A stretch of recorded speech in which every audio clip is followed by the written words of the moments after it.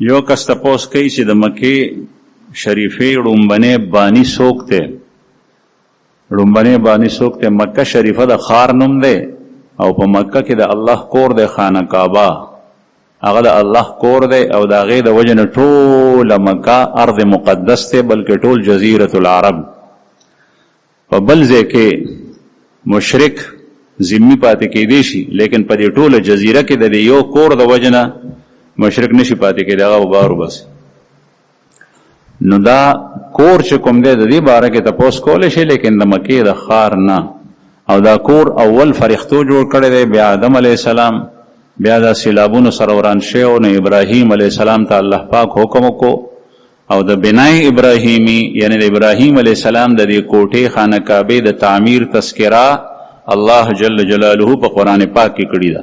وَإِذْ يَرْفَعُ إِبْرَاهِيمُ الْقَوَاعِدَ مِنَ الْبَيْتِ وَإِسْمَاعِيلُ، چې کله ابراهیم او اسماعیل علیه السلام د دې کوټې د بیت الله بنیادونه اوچتول، ربنا تقبل منا انك انت السميع العليم، نو دا الله حکم منلو او دې سره سره دام وی چې یا الله زمونږ نه د عمل قبول کړي. دا تواضع ده، دا عاجزي ده. نو ابراهیم علیه السلام چې څه وخت دا بنیادونه روچتول، نو دلته دیوال نو، کاڼې نو، د شګې یو ډیری و، او چې کله هغه شګه لرې کا اخوا دېخوا ځای وکنستو، نو لاندې کاڼي راووته.